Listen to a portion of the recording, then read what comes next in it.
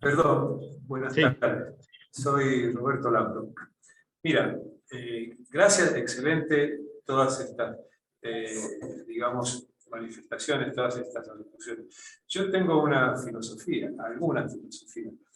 ujú, Primero, el miedo es un amigo. Eso es lo que yo siempre he sentido.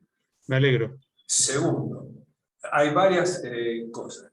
Cuando tengo una filosofía que es, cuando me insultan, calla. Cuando me atacan, escapa. Y cuando me acorralan, mata. Esta es una filosofía, digamos, oriental, que la he aprendido, digamos, haciendo prácticas orientales. El Muy otro bien. tema que a mí que es mi filosofía también, es que, y lo resumo una suerte de refrán, porque el problema es que cuando uno tiene miedo, no tiene tiempo de estar pensando si es sensato o no es sensato, tiene que reaccionar de una manera natural y rápida. Entonces, todas estas cosas conviene, sí, aprenderlas seguramente, pero tenés que o practicarlas o te tienen que entrar en la mente de alguna manera para que puedas reaccionar rápidamente. Por Entonces, eso, tengo otra filosofía que dice lo siguiente: siempre tener una vía de escape, una vía alternativa, no una vía de escape, sino siempre tener una solución alternativa al problema. sí, Y, y por y el eso otro, perdón. no, no, perdón, perdón. Y el otro práctica que tengo es esta. Es un refrán. No sé, puede ser que el texto del refrán sea un poco divertido, pero, o no. Pero es este: los cobardes mueren varias veces. Esto es otra de mis Sí, filosofías. Entonces, sí. cuando tengo miedo, digo, ¿cómo lo resuelvo? Esto tengo que resolverlo, porque no puedo no resolverlo. Y bueno, y si tengo que escapar, porque el miedo me dice escapar porque se te viene un peligro, y bueno, tengo que tener una alternativa, tengo que salir a usar esa alternativa. Bien. Esa es más o menos mi filosofía. Eh, Perdón. voy a hacer una pincelada lo más breve posible de cada uno de la mayoría de los puntos que mencionó Roberto, ¿no? Eh, bien. Cuando dice ante el insulto calla, revisaría desde dónde callo. ¿Me callo en paz o me callo en impotencia o lleno de ira? No es lo mismo. Si ese silencio es producto de mi paz interior y de comprender que es una opinión que no responde necesariamente a la verdad y que crea lo que quiera, yo sigo siendo el que soy, y entonces como consecuencia de esa paz interior guardo silencio, es fantástico. Pero si guardo silencio porque no sé qué decir, o me siento cohibido o anulado, y desde la impotencia es que guardo silencio, eso es enfermizo, y no tendría nada de virtuoso ese silencio. ¿Sí? Entonces, lo digo para remarcar matices. Eh, Estoy de acuerdo también cuando menciona, cuando sentimos miedo, no podemos hacer la disquisición inmediata de esto que estamos hablando, porque sentir miedo implica estar urgidos, implica la condición de estar en una situación que urge y por lo tanto hay que actuar con lo que se tiene grabado en la memoria que nos protege. Si ustedes van caminando por la calle y trastabillan, van a poder ponerse a pensar, a ver qué hago con la rodilla. ¿La levanto o la dejo estirada? ¿La mano que la tengo en el bolsillo, la saco o no? ¿El pie lo extiendo o lo dejo como está? Y ya se cayeron si se ponen a hacer esa disquisición. En la urgencia surge un engrama psicomotriz que ya permite actuar inmediatamente. Y el miedo es un movilizador para una respuesta que tiende a ser urgente, que urge. Pero ¿ustedes qué harían si la alarma de su casa está todo el tiempo sonando? Se mueve la cortina y se activa. Vuela una mosca y se activa. ¿Qué es lo que harían? Resolver ese problema. Tratarían de calibrarla, Desconecto la alarma. o la desconectan, pero Tendré que resolver o lo que sería más sensato, es ajustarla, calibrarla para que se active cuando haya una condición real de peligro y no por las dudas todo el tiempo. Bueno, hay personas que actúan con el nivel de miedo como si todo fuera una amenaza continua, todo es peligro, y la verdad que se estropea de una manera extraordinaria la vida. ¿Sí? Y ahora que no estamos en una situación de peligro, es un buen momento para poder reflexionar sobre los miedos, para que tratar de orientar nuestro existir en que predominen los miedos sensatos en la medida de lo posible y cada vez menos los insensatos. ¿Sí? Los miedos sensatos tienen razón de ser, todos tienen razón de ser. No hay miedo que no tenga un porqué y un para qué, sea sensato o insensato. Los miedos insensatos tienen además 7 falacias, que si no les molesta se les enuncio. Después, si quieren, reflexionamos un poco más.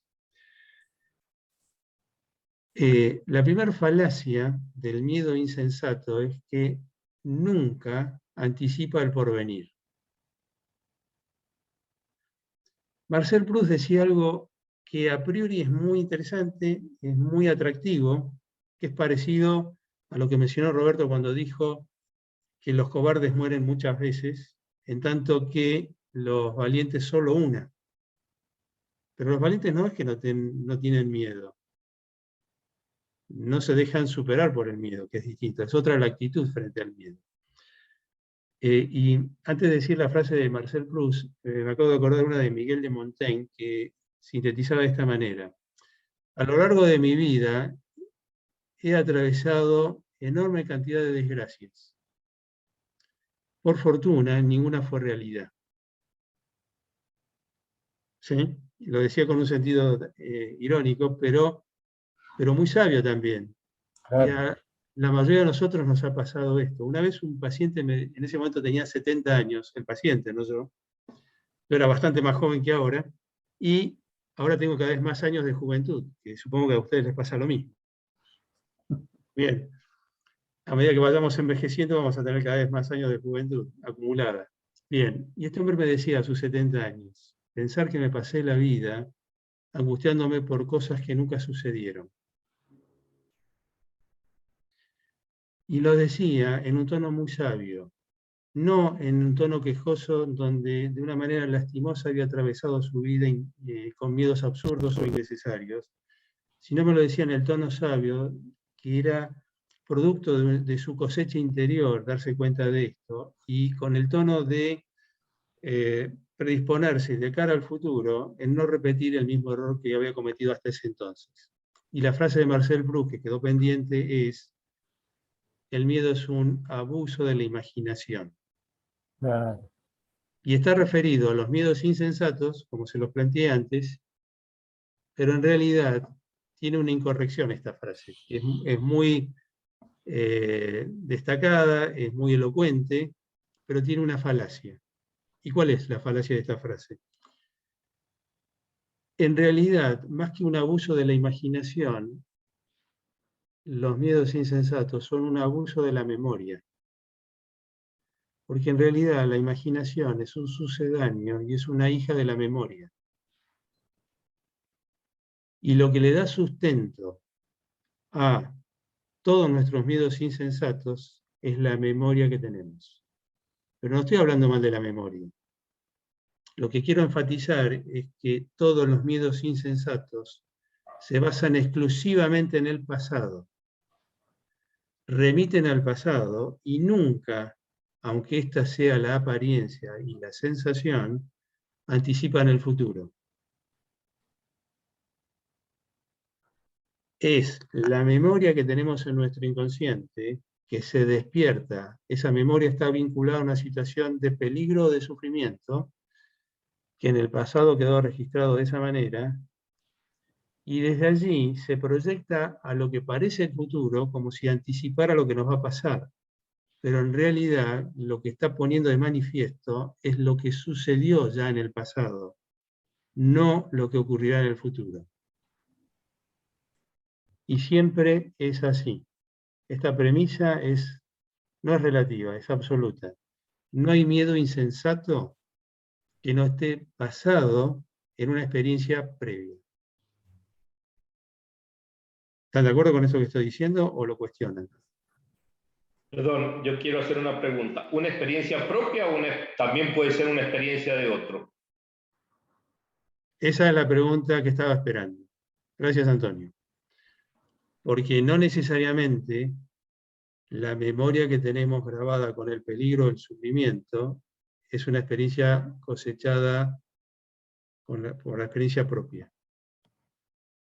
Y si quieren, me detengo un instante, y son 6 los canales a través de los cuales podemos acceder a nuestros miedos, aunque hayan llegado. De todos los 6 canales que voy a mencionar, el menos abundante, y les diría también en general, el menos importante es la experiencia propia. ¿Sí? Pero no es condición sine qua non para tener memoria de peligro el haber atravesado esa contingencia. Sí que en el pasado ha sucedido. Y los 6 canales son, lo voy a plantear en un orden lógico y en un orden secuencial, pero no implica jerarquía el que ponga en primer lugar. Es decir, el primero no significa que es de mayor predicamento que el segundo, el cuarto o el sexto. Primer canal de acceso a nuestros miedos, la experiencia propia, la que hayamos tenido a lo largo de toda nuestra vida, aunque puedan ser más significativos los de los primeros años, los de la infancia, pero en realidad puede ser cualquier momento desde que hemos nacido hasta el presente. ¿Sí? Segundo, no experiencias que nosotros hayamos sufrido, pero sí que nos hayamos conmovido con lo que otros hayan sufrido. Y por lo tanto, desde allí se despierte la sensación que nos puede pasar lo mismo. ¿Sí? Y por lo tanto, el ver lo que otros sufrieron es suficiente para que nos informemos de lo que nos puede pasar a nosotros. Una vez un paciente me dijo, dejé de ser inmortal a los 38 años. O me dijo, en realidad me dijo otra cosa, que fue, yo fui inmortal hasta los 38 años. Esas fueron sus palabras literales. Y se basaba en decir esto en que a esa edad, y con la misma edad de él, murió en un accidente automovilístico su mejor amigo. Y recién ahí tomó conciencia de lo que a él también le podía pasar. En realidad lo sabía de siempre. Pero ante lo que sufrió con su amigo, concientizó que a él también podía pasar y entonces dejó, entre comillas, de ser inmortal. Bien. Tercera manera que acceda a nosotros. Uno de los momentos decisivos, que no es el tema de hoy, pero tiene que ver con lo que queda en lo más profundo de nuestra psiquis inconsciente, tiene que ver con las vivencias que tiene nuestra madre en el periodo en que nos engendra. Por lo tanto, situaciones o emociones de miedo que vive nuestra madre y nos proyecta hacia la vida, quedan grabados con gran intensidad en nuestro inconsciente. Y eso puede ser por experiencia propia de nuestra madre o por lo que ella se movilizó, conmovió o le impresionó viendo sufrir a otros. ¿Sí? Les doy un solo ejemplo para que se comprenda esto un poco mejor. Díganme ustedes qué miedo pueden tener con lo que acabo de decir aquellos que fueron engendrados alrededor de septiembre del año 2001. Si aceptan que las improntas o las vivencias del periodo de concepción dejan huella en nosotros. Los que fueron engendrados en septiembre de 2001, ¿qué miedo podrán tener?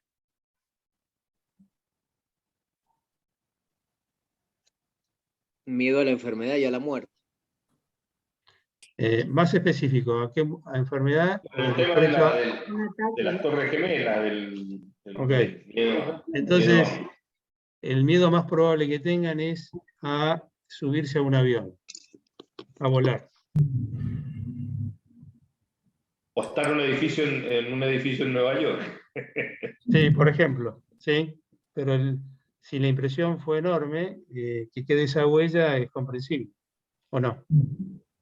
Sí. ¿Sí? Piensen en los que están siendo engendrados ahora, los que fueron engendrados hace 1 o 2 años, con medio de la pandemia, los que fueron engendrados, por ejemplo, agosto, septiembre, octubre del 2010. ¿Qué miedo pueden traer? Y les estoy diciendo cosas que todos hemos atravesado y si evocan el momento pueden recordar. Los que fueron Bueno, en concebidos... 2010, sí ¿Qué gran hecho sucedió que atravesó agosto, septiembre y octubre del 2010, que produjo una gran conmoción mundial?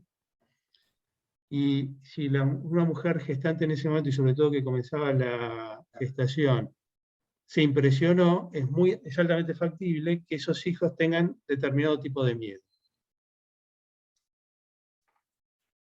¿Saben qué es? La claustrofobia. ¿Y qué pasó en esa época? No. Los mineros de Chile, por ejemplo. Exactamente, los mineros de Chile. ¿Se comprende lo que estoy diciendo, aunque parezca loco? ¿Sí? Bien. Eso sería el tercer y cuarto canal de acceso a los miedos. El quinto y el sexto son los siguientes. Nosotros heredamos también un cúmulo enorme de vivencias a partir de las experiencias que han tenido nuestros antepasados. Y lo que para ellos ha sido experiencias de peligro o de gran sufrimiento, queda en nosotros la necesidad de, desde el miedo, de estar a salvo, de protegernos de lo que ellos sufrieron y pudo haber puesto o no en riesgo su vida, pero que haya sido experiencias de gran dolor. ¿Se comprende lo que estoy diciendo? Entonces, lo que sufrieron nuestros antepasados queda en nuestro inconsciente, lo heredamos como de lo que tenemos que cuidarnos. Y también hay experiencias que no sufrieron nuestros antepasados, pero que ellos se impresionaron al ver sufrir a otros. Y también lo recibimos. Esos son los 6 canales.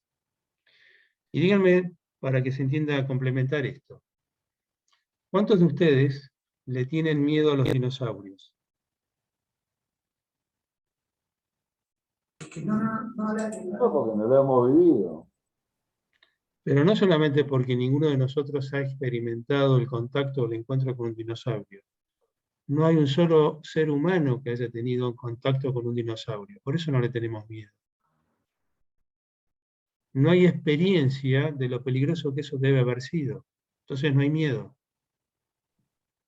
Hay una brecha temporal de casi 64 millones de años entre la extinción de los dinosaurios y la aparición del primer homínido. No hay experiencia. En el momento que se extinguen los dinosaurios, recién ahí había aparecido el primer mamífero, el antepasado común a todos los mamíferos. Pero esos seres monstruosos, ¿alguno de ustedes estuvo, por ejemplo, en el Museo Carmen Funes, en Plaza Winkle? En ese museo está el esqueleto del dinosaurio encontrado más grande del mundo, el Argentinosaurus.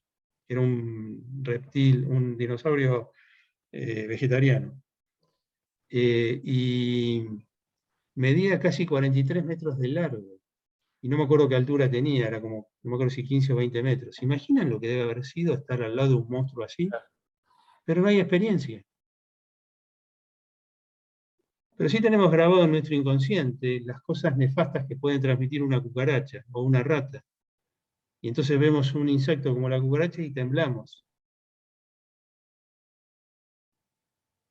¿O no? O le pasa a algunas personas. Bien, lo que quiero decir entonces es 2 cosas. Los miedos insensatos se basan exclusivamente en el pasado. Nunca anticipan el futuro. Segundo, no hay miedo que no esté basado en una experiencia previa, aunque no haya sido propia y no la hayamos experimentado nosotros. ¿Sí? No hace falta haber sido picado por una serpiente venenosa para tenerle miedo a los ofidios. Pero sí fue necesario que se haya atravesado la experiencia de alguien que haya muerto con la picadura de una serpiente para que después quede incorporado ese miedo y se transmita a través de las sucesivas generaciones. Y aunque el que haya transmitido ese miedo no le haya pasado a él, sino haya visto lo que le pasó a otro. ¿Sí? El miedo a subirse a un avión, por supuesto, es un miedo relativamente moderno. Tendrá 100 años, no mucho más. Porque, es decir, desde que empezó la aviación y sobre todo la aviación comercial, que tiene menos de 100 años. ¿Sí? Bien, pero también está conectado con otras situaciones que sí pueden ser más arcaicas. ¿Sí? Por ejemplo, el miedo a... ustedes deben conocer que hay personas que no pueden dormir si no es con la luz encendida. ¿Sí? Inclusive adultos, no solamente niños. No sé si a alguno de ustedes les sucede, o conocen a alguien que le haya pasado, o que le esté pasando. La raíz de ese miedo es de por lo menos 10.000 años. ¿Y saben cuál es el origen más remoto? ¿Alguien se imagina o sabe? La noche. No escuché, perdón. La noche. Miedo a la oscuridad. Pero ¿por qué dormir con la luz encendida produce, despierta en nosotros para espantar los animales salvajes? Bien. ¿Y eso con qué se lograba? Con el fuego y la luz que daba. Exactamente. Cuando el hombre primitivo, que eso ocurrió hace más o menos 10.000 años, pudo dominar la técnica del fuego, marcó un hito trascendente en la historia humana, bueno, en la prehistoria en realidad. Y fue un antes y un después. Y el hombre primitivo pudo dormir con protección, sintiéndose protegido, con seguridad, gracias a la existencia del fuego. Ese fuego encendido permitía que ningún depredador humano se acercara. Escapaban o huían del fuego. Y ese hombre primitivo, con el fuego encendido, dormía con luz. Hoy, encender el cuarto de una habitación remite a algo muy profundo de nuestro inconsciente, que está asociado con que si hay luz, hay protección y hay seguridad. Aunque racionalmente es imposible que un depredador de los de la antigüedad ingresen en una habitación que está cerrada a lo mejor hasta con llave. Pero eso es lo que queda como engrama inconsciente. Y eso desde su origen tiene por lo menos 10.000 años. ¿Se capta, no, lo que estoy diciendo? Entonces lo que quiero por lo menos plantearles hoy es que todo miedo está basado en una memoria asociada con el peligro o con el sufrimiento y tiene experiencias previas que así la nutren. La segunda falacia que tienen los miedos insensatos es que desde el miedo sentimos como si fuera inminente. Sí, Victorio, y está Alfredo también. Bien. No, me quedé pensando, Gabriel, usted cuando dio el ejemplo del tema de las Torres Gemelas. Tuve la oportunidad de estar ahí muchos años antes, ¿no? 5 años antes, precisamente. ¿Cómo queda eso entonces en uno después?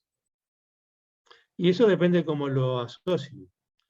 Yo estuve un año antes de las Torres Gemelas, en las Torres Gemelas. ¿Sí? Y podemos sentir lo siguiente.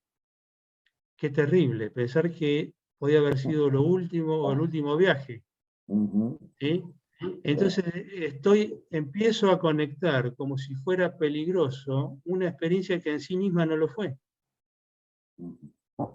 Porque haber visitado un mes antes, una semana antes, un día antes, un año antes, 5 años antes, las Torres Gemelas no tuvo nada de peligro.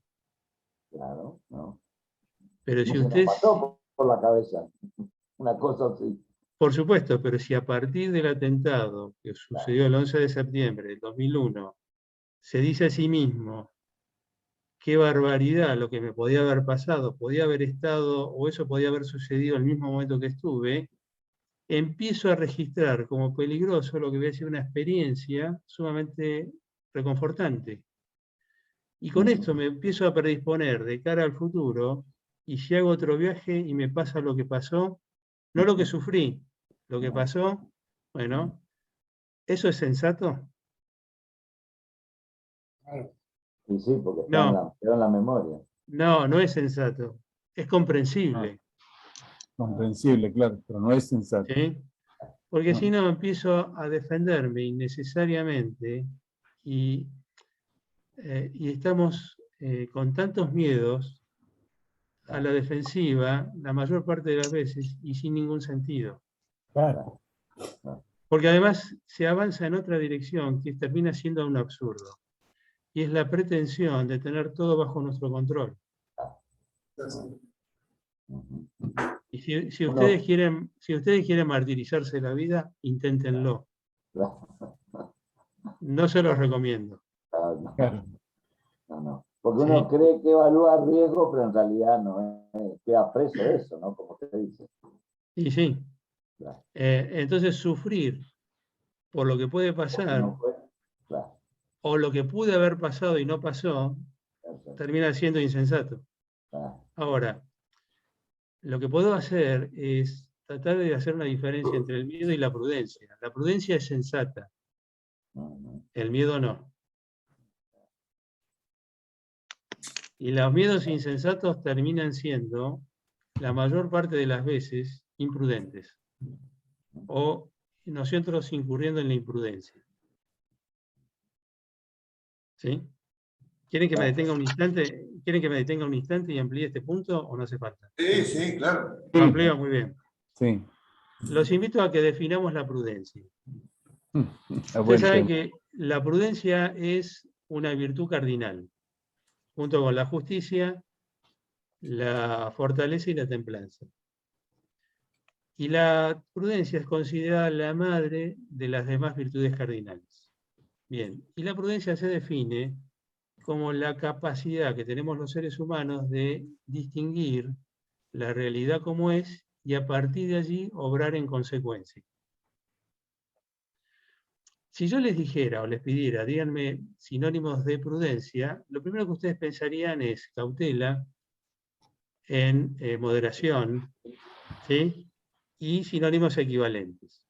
Y si yo les dijera que la audacia también es prudencia, o les preguntara, ¿la audacia la consideran prudente? Y lo primero que surgiría seguramente es no.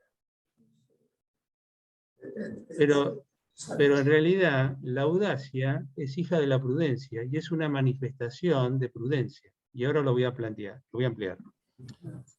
Si aceptamos que la prudencia es la capacidad de ver la realidad como es y a partir de allí actuar o accionar acorde a esto que se develó, hay momentos en donde es sensato correr riesgos y hay otros momentos en donde es insensato arriesgarse. Cuando es insensato arriesgarse, hacerlo es imprudente, y eso tiene por denominación no audacia, sino temeridad. La temeridad siempre es imprudencia, y es un riesgo innecesario. La audacia, en cambio, es el riesgo que se corre de manera sensata. La cobardía siempre es una imprudencia, porque la cobardía no tiene nada que ver con la cautela. La cautela es la capacidad de poder detenernos a tiempo cuando avanzar implica un riesgo innecesario. La cobardía es detenernos cuando es recomendable avanzar. Voy a hacerlo de una manera muy simple y práctica. Si con mi automóvil circulo a 100 km/h en una calle de ciudad, ¿eso es prudente? No. ¿Eso es audacia? No. Eso es temerario. Eso es muy temerario. claro. Y es enormemente imprudente. Muy bien. Si circulo a 20, 30 o 40 kilómetros por hora en una calle de ciudad, ¿eso es cautela? ¿Eso es cauto? Sí. Eso es prudente. Muy bien, ahora estoy en una autopista. Mi esposa me dice a veces, bueno, ahora desde la pandemia casi no he usado el auto, pero a veces yendo a algún lugar a dar algún curso y tenía que ir media lejos y tomaba una autopista o una ruta, me decía, anda despacio. Yo digo, si te hago caso puede ser peligrosísimo lo que me estás recomendando. Imaginen ir a 30, 40 kilómetros por hora en una autopista. ¿Eso sería sensato? Y no. Circular a esa velocidad por miedo a ir a exceso de velocidad, eso sería cobardía. Y ahí, si se tiene la audacia suficiente y prudente a la vez, iremos a 100, 110 o 120 kilómetros por hora, lo que sea indicado en la autopista. Pero para ahí hay que correr ese riesgo. Y es sensato. Eso es audacia. ¿Es claro? La audacia como la cautela son manifestaciones de la prudencia. En tanto que la cobardía como la temeridad son manifestaciones de la imprudencia. Y la cobardía está regida principalmente desde el miedo. Y la temeridad por una imprudencia que no nos permite concientizar el peligro a que estamos exponiéndonos o exponiendo a otros, ¿sí? Y termina siendo obviamente insensato. ¿Sí? Bien. Victorio, te habías quedado con la mano levantada y ahora veo que también... Yo me sorprendió lo que decías que podemos heredar miedos de nuestros antepasados, ¿no? Que pusiste varios ejemplos. Sí. Eso, porque eso tiene que venir a través de, no sé, del ADN, de alguna cosa así. Yo te quería preguntar, ¿el tema del instinto tiene algo que ver con eso? Que, por ejemplo, Sí. los animales tienen también miedos o comportamientos que seguramente han heredado. Totalmente de acuerdo, por De ellos, supuesto. ¿no? Ajá, porque sí, no imaginaba que podíamos heredar miedos de tan lejos, digamos, ¿no? Y es que eso habla de los instintos, hablan de alguna manera de los patrones que son imprescindibles mantener. ¿Sí? No hace falta que un determinado animal tenga una respuesta defensiva ante un determinado depredador porque ya lo tiene marcado en su instinto. ¿Sí? Y esta respuesta, este instinto, se basa en realidad en una experiencia de generaciones precedentes.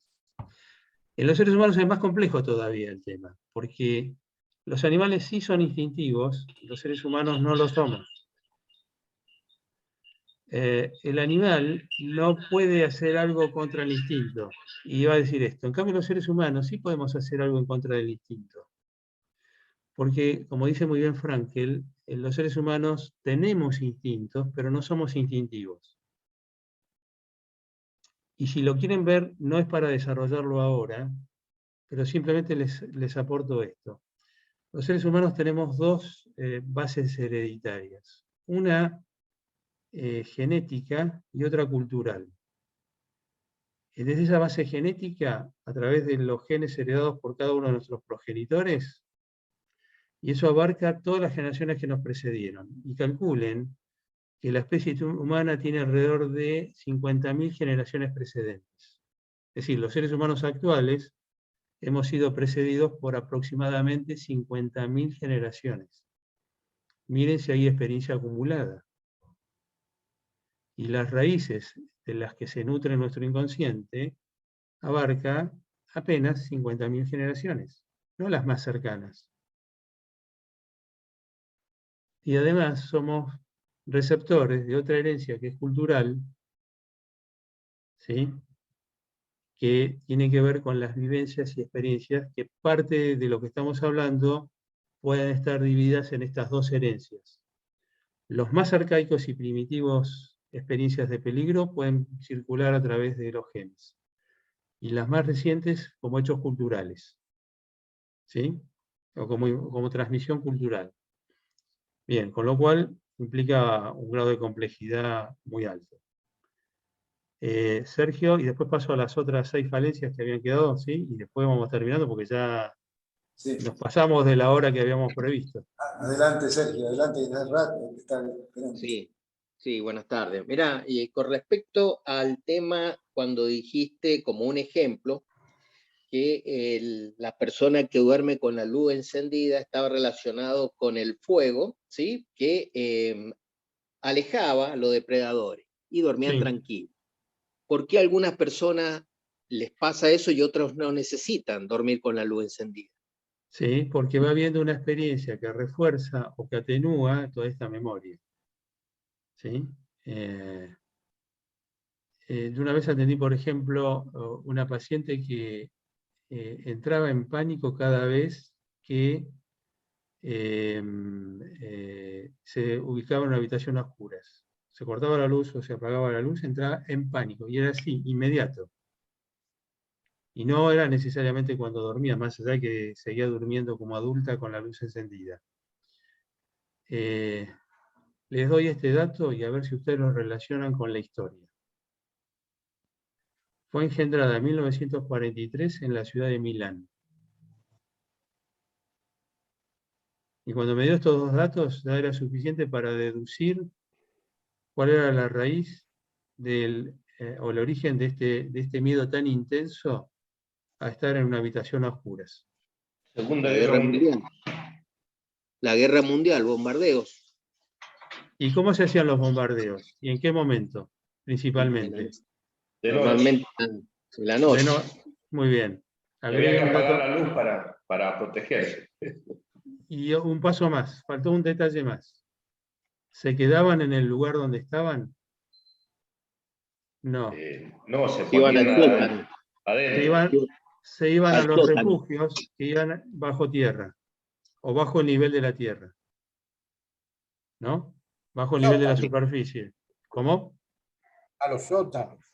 Por eso, porque iban a lugares que eran subterráneos. ¿Y esos estaban iluminados? No. Pónganse en el lugar. Yo le decía esto, les explicaba. Cuando yo la atendí, la madre ya había muerto.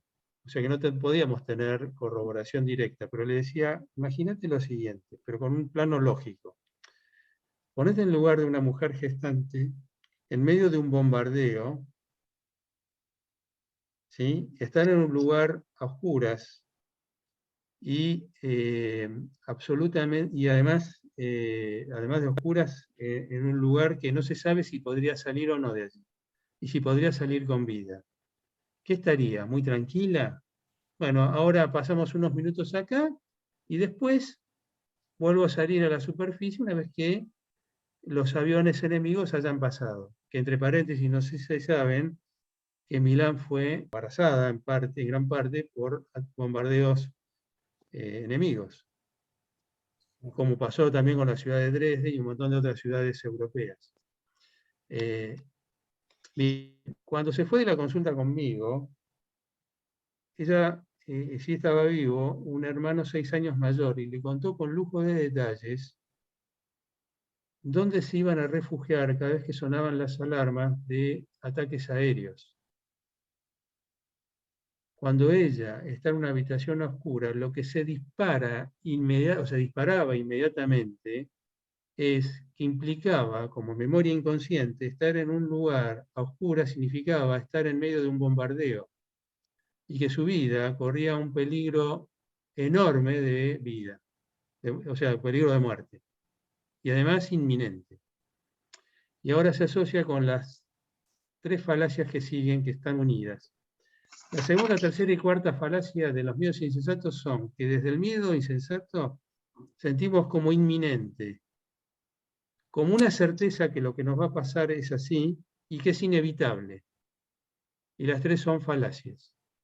No es de ninguna manera inminente, no es de ninguna manera una certeza que lo que tememos va a suceder, y menos que es inevitable. Pero sí fue así en el momento que se registró esa experiencia.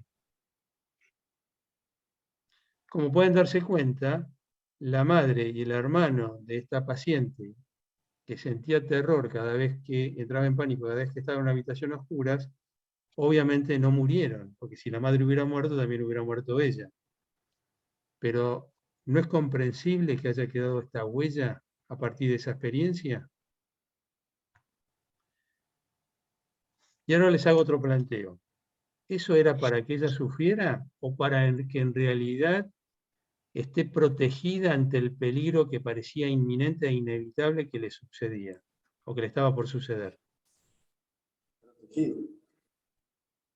No, la protección. Bien, entonces era ese miedo aterrorizador que experimentaba, ¿era un enemigo o era un aliado de ella? En la actualidad no le traía ningún beneficio ese miedo, porque no había más bombardeo y le impedía vivir tranquila. Se asustaba Bueno, sin ninguna razón actual. estoy parcialmente de acuerdo con este comentario. No es que el miedo le impedía, ella no podía mantener tranquilidad en la misma medida que le diera entidad a este miedo. Bien. Parte del proceso de elaboración que debió hacer, o que fue necesario que haga, es que comprenda que esa era la experiencia en esa condición bélica. Que el peligro no estaba en la oscuridad o en la noche, sino en la guerra. Yo he conocido casos de personas que, habiendo vivido la guerra, terminada la guerra, escuchaban un avión y se metían debajo de una mesa. ¿Y por qué hacían eso? Era un avión comercial, pero el ruido del motor de un avión comercial era idéntico al de un avión de guerra. Y lo que tenían grabado en la memoria es que el avión que estaba sobrevolando arroja una bomba. ¿Es absurdo o no es absurdo ponerse a llorar al ver una vaca? Nos hallamos o no quemado con leche. ¿No es absurdo ponerse a llorar al ver una vaca? ¿Se acuerdan del famoso dicho que dice eso? Bueno, pero no es comprensible a la vez porque hay una conexión que asocia en nuestra memoria la vaca con a la experiencia de habernos quemado con leche, o con leche hirviendo, ¿no? Había otro dicho que decía, el gato escaldado huye del agua fría. Sensato para la experiencia de haberse quemado con agua hirviendo, pero no con agua, no por el solo hecho de ver agua. Pero si ustedes lo comprenden, la finalidad es estar protegidos de aquella experiencia que fue tan traumática. Seguro. La quinta falacia es que con los miedos descontextualizamos y hay que aprender a reubicar en contexto. En el ejemplo que les estaba dando, para esta mujer, estar en una habitación a oscuras implicaba estar en medio de un bombardeo. Eso fue real y fue verdad cuando estaba Milán siendo atacada por bombardeos, pero no cada vez que se esté en una habitación a oscuras, ¿no? Entonces, el peligro no era ni la noche ni estar en una habitación encerrada, sino el peligro real, que entre paréntesis, el miedo que experimentó la madre y el hermano en aquel contexto fue sensato, porque el peligro era real. Hoy no lo es. Pero quedó aquella huella endémica. Y volviendo a lo que les quería transmitir, el peligro no era ni la noche, ni estar en un encierro, sino estar así en una condición bélica. ¿Sería bueno que ese miedo lo elimine?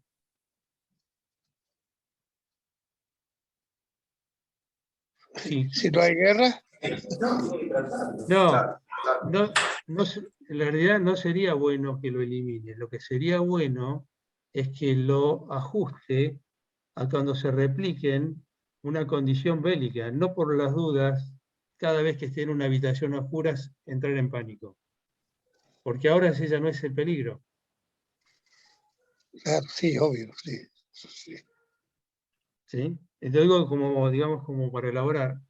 Hace unos casi 30 años atendí a un hombre que le pasaba esto. Cada vez que trabajaba de noche entraba en pánico. Si trabajaba durante el día, ningún problema. Era contador este hombre. Si hacía cualquier actividad nocturna, ningún inconveniente. Trabajar de noche, una sensación panicosa. Con lo cual ya se pueden dar cuenta que el problema no era ni el trabajo ni la noche en sí, pero sí la combinación de las dos cosas. Les voy a dar otro dato. Nuestros miedos hablan, como tienen que ver con la historia y con la memoria, nos están dando una magistral clase para que nosotros podamos saber qué registros ha recibido nuestro inconsciente y por lo tanto también o hemos experimentado nosotros, más jóvenes en otro momento, o lo más probable, qué situaciones de miedo o peligro han atravesado nuestros antepasados o ha ocurrido en la historia. ¿Sí? Sí, sí. Aunque no tengan correlato en la actualidad. Bien, y este hombre, cierro el paréntesis, lo que pudo indagar fue lo siguiente. Sus abuelos maternos eran del sur de Italia, del sur de Nápoles, y tenían allí un molino harinero. En la época de Mussolini, es decir, en el contexto bélico, pero Mussolini había estado desde antes en el poder, desde el 1922, pero sobre todo en la época bélica, le confiscaban a estos campesinos, no solamente a los abuelos, sino a los campesinos en general o a otros productores, supongo, el 80% de la producción. Se lo quedaba el Estado. Con lo cual, teniendo más o menos buena producción, buen trabajo, con el molino harinero, tenían un pasar paupérrimo en la época de la guerra. Y el dilema de los abuelos fue el siguiente. Tenían un único molino harinero. ¿Cómo podían producir más para tener un mejor ingreso y mejor pasar? Porque era insustancial para ellos quedarse con ese 20% de todo lo que generaban. ¿Y cómo podrían producir más si disponían un solo molino? Trabajando de noche. Pero ¿cuál era el inconveniente si hacían eso? En toda guerra es ilícita cualquier actividad nocturna, hay estado de sitio. Está prohibido cualquier actividad nocturna. Y si eran descubiertos haciendo una actividad, aunque durante el día era lícita, hubiesen sido sometidos a un juicio sumarísimo y eran fusilados ipso facto. Todo aquel que era descubierto en una actividad nocturna era fusilado, porque estaba haciendo algo ilegal que podía ser de peligro para los demás. Y no se averiguaba si estaban haciendo algo bien o mal. Entonces el dilema que ellos tuvieron fue, ¿nos arriesgamos a producir más y mejorar en lo económico, pero si nos descubren nos asesinan? ¿O nos conformamos con este pasar paupérrimo? En esa disyuntiva decidieron correr el riesgo. Por fortuna no fueron descubiertos en esa actividad nocturna, pero el trabajo que hacían durante el día lo hacían tranquilos. El trabajo que hicieron durante la noche, en ese periodo de la guerra, lo hicieron aterrados de ser descubiertos. Y esta es la memoria que le bajó a él. ¿Se entiende lo que estoy diciendo? Quedó como si fuera un absoluto, que trabajar de noche implica un peligro de muerte. Cuando no es así, lo fue en ese contexto preciso que era la guerra, y con esas medidas de excepción, como es el estado de sitio en un contexto de guerra. Cuando me cuenta esto, le digo, ya podés trabajar tranquilo de noche, no corres ningún peligro. Porque el peligro no fue ni la noche ni el hecho de trabajar de noche, sino el contexto bélico. El país, estamos hablando del año 91 cuando esto sucedió, ¿está en guerra? No. ¿Hay algún peligro que ahora seas descubierto? No, porque no estás haciendo nada ilícito ni nada que esté prohibido, entonces no corres ningún peligro. Cuando pudo elaborarlo de este modo, fue notable la mejoría que tuvo. ¿Sí? Ahora, ¿sería bueno que elimine este miedo o no? Por lo que les explicaba antes. Porque es bueno saber que si hay una situación de guerra, no hay que hacer algo que esté prohibido y no hacerlo durante la noche. Eso lo siga conservando, pero que quede ajustado a esa condición. ¿Sí? Y para ir cerrando, la sexta falacia que cometemos con los miedos insensatos es que generalizamos. Y entonces fue un problema X y se generaliza. Por ejemplo, si tuve un inconveniente con un abogado, me tengo que cuidar de todos los abogados. ¿Sí? O como me contaba una vez una paciente que fue asaltada por un muchacho que tenía una mochila, que fue en la vía pública, y cada vez que ve a alguien con mochila se asusta. ¿Por qué? Porque ¿qué moviliza? Que si tiene mochila es un ladrón y lo va a asaltar. Cuando fue verdad que tenía una mochila aquel asaltante, pero ¿es verdad que todo el que tiene una mochila es un asaltante? Bueno, esta generalización es claramente errónea. Y la última falacia es que con los miedos insensatos magnificamos, agigantamos. ¿Sí? Y lo que en realidad puede ser de una dimensión X, con el miedo le damos una magnitud que se agiganta innecesariamente. Y las 7 falacias están presentes en cada uno de nuestros miedos insensatos. No es que forman parte de alguno de ellos, sino de todos. ¿Sí? Y por el bien de nuestra propia vida, sería bueno que podamos corregir estos miedos insensatos, los que sean. ¿Sí? Y poder hacer esta distinción si estamos frente a un peligro real o no, o una situación que amerite de manera sensata el miedo o no. En el momento, como planteó creo que Roberto, muy bien, es muy difícil. Pero sí sería bueno en momentos donde tenemos serenidad y si cada vez que cruzo una calle tengo miedo que un auto me atropelle, y esto es insensato. ¿Sí? O no.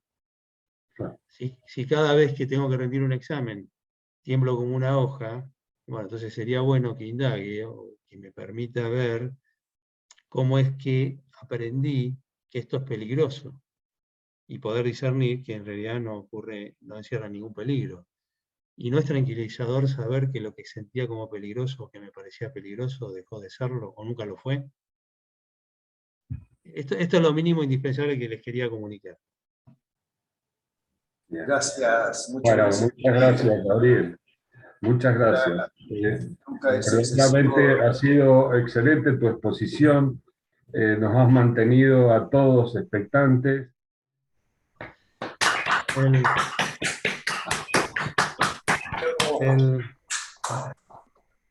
El agradecido soy yo y nuevamente la oportunidad que me han permitido de compartir con ustedes reflexiones. Y además hay una cosa que quiero rescatar también, no solamente de la amenidad con que ustedes me han acompañado y han participado y escuchado, sino que nos dimos un lujo de algo que suena aterrorizador como nuestros miedos, podernos hasta divertir con ellos. ¿Sí? Y es muy sanador poder enfrentar nuestros miedos insensatos con sentido del humor también. Agradecemos a la Facultad Regional Mendoza de la UTN por todo el apoyo que nos dan. Que sigan muy bien. Muchas gracias. Bueno, Muchas gracias, buenas noches. Buenas noches. Buenas noches. Buenas noches.